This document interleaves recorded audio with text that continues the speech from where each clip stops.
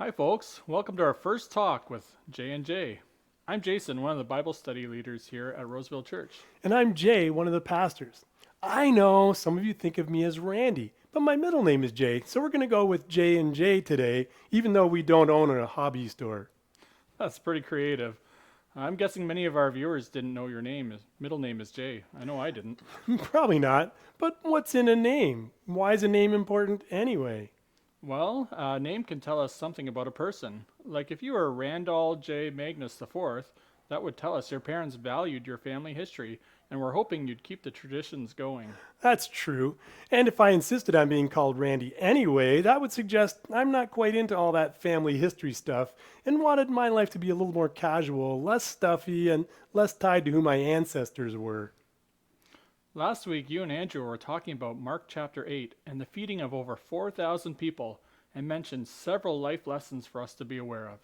In Mark chapter 8, verse 27, we read, Jesus and his disciples went on to the village around Caesarea Philippi. On the way, he asked them, "Who do people say I am?" In verse 28, we see their reply. Some say John the Baptist, others say Elijah, and still others, one of the prophets.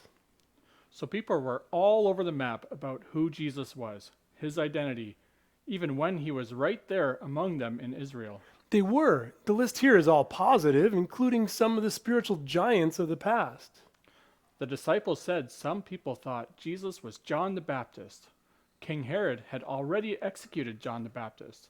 But Mark chapter 6 verse 14 tells us that some people thought John the Baptist had been raised from the dead, and that is why miraculous powers were at work in Jesus.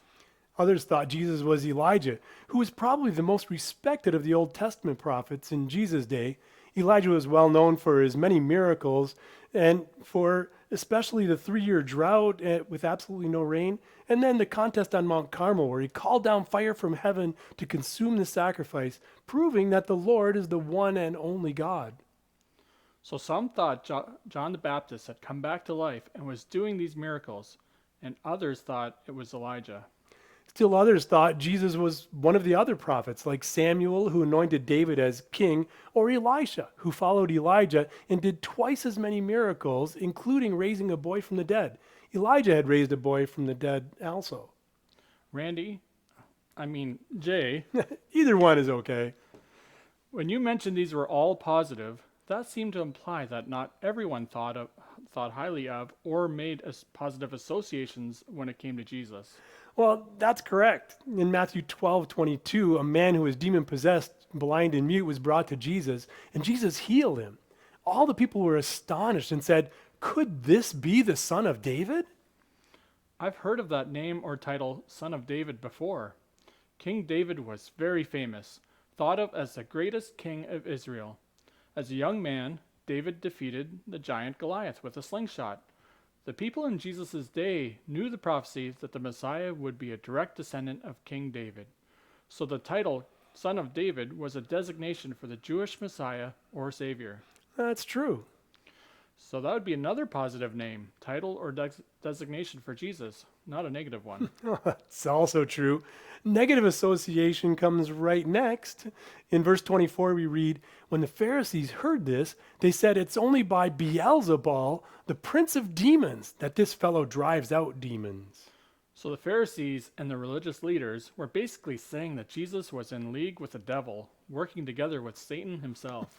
Not the most positive association you could have or the positive thing you could say about someone, is it? I should say not. The Pharisees and others really had it out for Jesus, didn't they? I noticed in Mark chapter 8 they were giving Jesus a hard time too. That's right. In Mark 8:11, the feeding of the 4,000 and many miraculous healings, including the lame, the blind, the crippled, the mute, and many others, the Pharisees decided to test Jesus to try to determine for themselves who Jesus really was. It says the Pharisees came and began to question Jesus. To test him, they asked him for a sign from heaven. Verse 12 says, he, Jesus, sighed deeply. Ugh.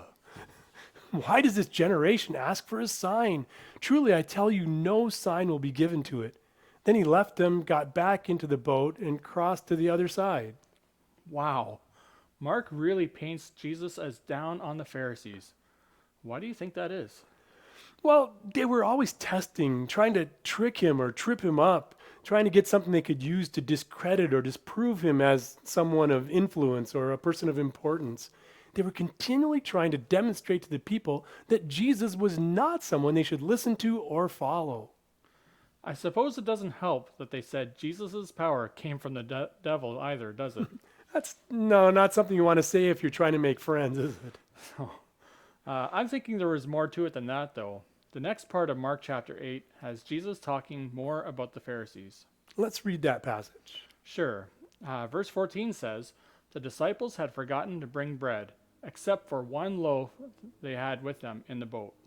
Be careful, Jesus warned them. Watch out for the yeast of the Pharisees and of Herod. They discussed this with one another and said, "It is because we have no bread." Aware of their discussion, Jesus asked, "Why are you talking about having no bread? Do you not still see or understand? Are your hearts hardened? Do you have eyes but fail to see and ears but fail to hear? And don't you remember when I broke the 5 loaves for the 5,000? How many baskets full of pieces did you pick up? 12, they replied. And when I broke the 7 baskets for the 7,000, how many baskets did you pick up?" They answered, 7. He said to them, "Do you still not understand?"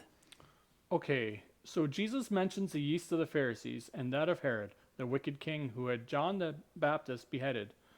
But the math is a little confusing. 5 loaves yields 12 basketfuls, and 7 loaves yields 7 basketfuls or leftovers. Is there a connection? It's a little bit ambiguous here, isn't it? Thankfully, Matthew gives us more details. Jesus asked the disciples in Matthew's account, "How is it you don't understand that I was not talking to you about bread? But be on your guard against the yeast of the Pharisees and Sadducees." Then they understood that he was not telling them to guard against the yeast used in bread, but against the teaching of the Pharisees and the Sadducees. So it was their teaching that was the problem. That lines up with Matthew chapter 23, where Jesus calls them whitewashed tombs full of dead men's bones. It seems that they were all about putting on a show. They were indeed. Matthew 23 is a chapter that talks about corruption in leadership. Jesus comes out very strongly against the Pharisees and the Sadducees. Matthew chapter 23, verse 5 and following say, "Everything they do is done for people to see. They love the place of honor at banquets and the most important seats in the synagogues. They love to be greeted with respect in the marketplaces and to be called rabbi by others. But you are not to be called rabbi, for you have one teacher, and you are all brothers. The greatest among you will be your servant. For those who exalt themselves will be humbled, and those who humble themselves will be exalted." We need to guard against becoming like those religious leaders. Why do we want to do what we do? Is it to look good or to feel important or significant? Is it so people will think we're wonderful? How good are we at humbling ourselves? Are we willing to be servants and to do the lowest of tasks? A couple of weeks ago, you talked about the monk Brother Lawrence and how he did even the smallest jobs as an offering of praise to the Lord. I was impressed that both you and Andrew cleaned toilets while in university to help you get through. That'd be an example of doing a lowly job or an unpleasant job. Well, it would, but we did both get a paycheck for doing it. Would we be so quick to do those kind of jobs when there wasn't a paycheck, when there's no glory, no honor, no immediate benefit, when it's likely to be overlooked or taken for granted? We should. As mentioned then, Colossians chapter 3 says that we're to do everything with our whole heart as if we're doing it for the Lord himself. In Matthew 23, Jesus condemns the religious leaders of his day for hypocrisy. Basically, everything they did was to make people think that they were good, but they didn't want to actually be good or do good. They wanted the praise of people, not the praise of God. In Matthew chapter 23, verse 28, Jesus says, "On the outside you appear to people as righteous, but on the inside you are full of hypocrisy and wickedness." In verse 25, Jesus says, "You hypocrites! You clean the outside of the cup and the dish, but inside you're full of greed and self-indulgence. Blind Pharisees, clean the inside of the cup first, and then the outside will also be clean." Full of greed and self-indulgence. That's very biting commentary. I thought Jesus was always kind to everyone. Remember the time that Jesus took a whip and chased the money changers out of the temple courts? I guess most wouldn't see that as being kind either. So Jesus was willing to speak up against injustice or hypocrisy. Absolutely. Last week we talked about Jesus' compassion for people. The people he encountered in Mark chapter 8 and Mark 15, he showed them compassion for their physical needs and for their spiritual needs. But Jesus didn't have much compassion for people who were faking it, who tried to look spiritual without having a heart to seek God or to follow him. That would be true in our day as well, wouldn't it? Jesus wants us to be genuine in seeking and following after him. In our Bible study on Thursday night, we read and talked about King Solomon from 1 Kings. It said, as he grew old, his heart was not fully devoted to God. Jesus said the greatest commandment is to love God with all our heart and mind and soul and strength. Most people in Jesus' day looked up to and respected the Pharisees and Sadducees. They thought they were godly men who had things figured out. On the outside, they had themselves all cleaned up and shiny looking. But looking spiritual and sounding spiritual doesn't mean anything to God. He's looking at our hearts. When Jesus looked into the hearts of those religious leaders, he saw greed and self-indulgence. He was not afraid to call them out publicly for it. So I guess you and I and our viewers should take that to heart. God doesn't want us faking spirituality, doing things like holding our tongue while cursing under our breath. He wants us to set our hearts on seeking him, on developing a real, everyday relationship with him. As we seek him, grow our relationship with him, and follow his ways, will bring transformation. He will begin changing us from the inside out. Yeah, that's good. Thanks, Jason. We'll be back with more after these songs and a story.